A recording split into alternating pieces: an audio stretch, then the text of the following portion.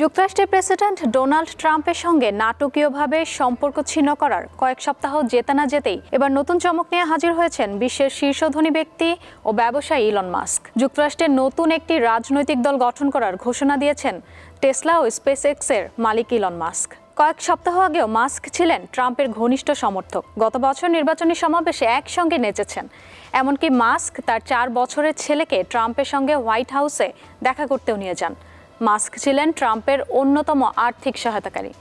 কিন্তু মে মাসে প্রশাসন ছাড়ার পর মাস্ক প্রকাশ্যে ট্রাম্পের কর ছাড় ও ব্যয় বৃদ্ধির পরিকল্পনার সমালোচনা করার পর থেকেই বিরোধ শুরু হয়। ট্রাম্প তার কর ছাড় ও ব্যয় পরিকল্পনা আইনটিকে বিশাল সুন্দর বিল বললেও কংগ্রেসে তা অল্প ব্যবধানে পাশ হয় এবং এই সপ্তাহে প্রেসিডেন্ট তাতে স্বাক্ষর দিয়ে তা আইনে পরিণত করেন। বিশাল এই আইনটিতে রয়েছে বিলিয়ন ডলারের ব্যয়ের প্রতিশ্রুতি ও ট্যাক্স হ্রাস, যা আগামী 1 দশকে যুক্তরাষ্ট্রের ঘাটতি প্রায় $3 ট্রিলিয়ন বাড়িয়ে দিতে পারে বলে ধারণা করা হচ্ছে। শনিবার নিজের মালিকানাধীন সামাজিক যোগাযোগ মাধ্যম এক্সে দেয়া এক পোস্টে মার্কিন বিলিয়নিয়ার মাস্ক ঘোষণা করেছেন যে তিনি আমেরিকা পার্টি নামে একটি দল প্রতিষ্ঠা করছেন, যা রিপাবলিকান এবং ডেমোক্র্যাটিক দুই দলীয় ব্যবস্থার বিরুদ্ধে একটি চ্যালেঞ্জ হিসেবে আবির্ভূত হবে। তবে এই দলটি যুক্তরাষ্ট্রের নির্বাচন কমিশনে আনুষ্ঠানিকভাবে নিবন্ধিত হয়েছে কিনা তা এখনও পরিষ্কার নয়। মাস্ক নিজেও দলের নেতৃত্ব বা কাঠামো সম্পর্কে বিস্তারিত কিছু জানাননি। এছাড়া নতুন এই দলের নেতৃত্ব কে দেবেন সে বিষয়ে তিনি কিছু বলেননি। ধারণা করা হচ্ছে মার্কিন প্রেসিডেন্ট ট্রাম্পের সাথে সম্পর্কের অবনতি থেকেই দল গঠনের চিন্তা করেছেন মাস্ক। কারণ প্রেসিডেন্ট ট্রাম্পের প্রশাসন থেকে বেরিয়ে আসার পর তার বাজেট পরিকল্পনার তীব্র সমালোচনা করেন মাস্ক এবং এরপরই প্রথমবার নতুন দল গঠনের ইঙ্গিত দেন তিনি। ট্রাম্পের সঙ্গে প্রকাশ্য বিবাদের সময় মিস্টার মাস্ক প্রথমবারের মতো এই দল গঠনের সম্ভাবনার কথা জানিয়েছিলেন।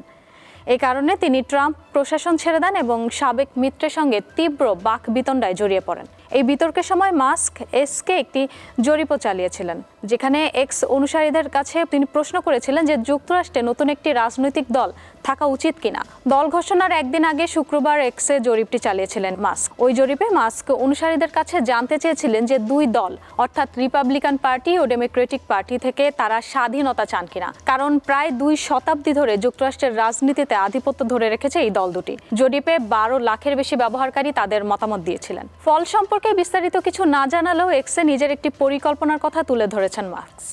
তিনি চান যুক্তরাষ্ট্রের কংগ্রেসের উচ্চকক্ষ সিনেট এবং নিম্নকক্ষ প্রতিনিধি পরিষদে যেসব আসনে বড় দুই দলের একচেটিয়া আধিপত্য নেই সেগুলো আমেরিকা পার্টির মাধ্যমে নিজের দখলে নিতে চান তিনি। এর মাধ্যমে যুক্তরাষ্ট্রে বড় কোনো আইন পাশের ক্ষেত্রে সিদ্ধান্তমূলক ভোট দেওয়ার ক্ষমতা পাবেন তিনি।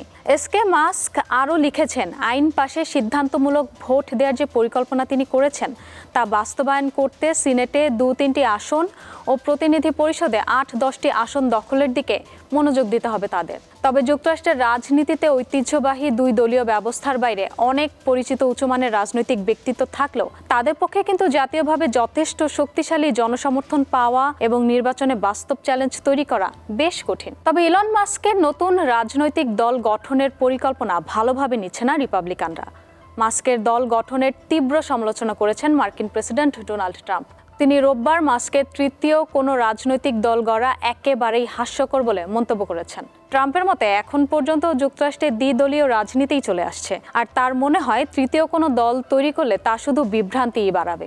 এমনকি ট্রাম্প গতকাল তার মালিকানাধীন সামাজিক যোগাযোগ মাধ্যম ট্রুথ সোশ্যাল প্ল্যাটফর্মে এক পোস্টে বলেছেন, মাস্ককে পুরোপুরি পথহারা হতে দেখে তার সত্যিই দুঃখ লাগছে। অর্থাৎ ট্রাম্প মাস্ককে একটি খোঁচা দিয়ে দিয়েছেন।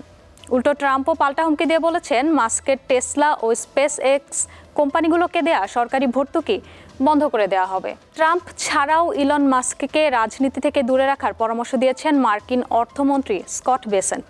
মাস্কের বরং নিজের কোম্পানিগুলোর দিকের পরিচালনার দিকেই মনোযোগ দেওয়া উচিত বলে মন্তব্য করেছেন তিনি। অর্থাৎ রিপাবলিকান দলের কেউই পছন্দ করছেন না যে মাস্ক রাজনীতিতে আসুক। তবে বিশ্লেষকরা মনে করছেন প্রেসিডেন্ট পদে প্রার্থী না হয়েও ইলন মাস্ক যুক্তরাষ্ট্রের 2 দলীয় ব্যবস্থায় বড় ধরনের চ্যালেঞ্জ তৈরি করতে পারেন, কারণ যুক্তরাষ্ট্রের অনেক আসনে ভোটের ব্যবধান খুব কম। সেক্ষেত্রে তৃতীয় শক্তি হিসেবে মাস্কের দল হতে পারে কিংমেকার। বিশেষ করে কংগ্রেসের বিভিন্ন আসনে নিরপেক্ষ প্রার্থীদের সমর্থন দিয়ে তিনি আইন প্রণয়নে প্রভাব বিস্তার করতে পারেন।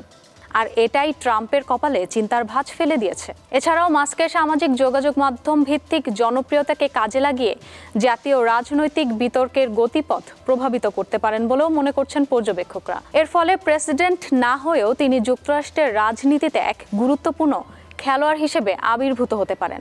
এখন দেখার বিষয় নতুন দল নিয়ে কত দূর এগোতে পারেন বিশ্বের শীর্ষ এই ধনী।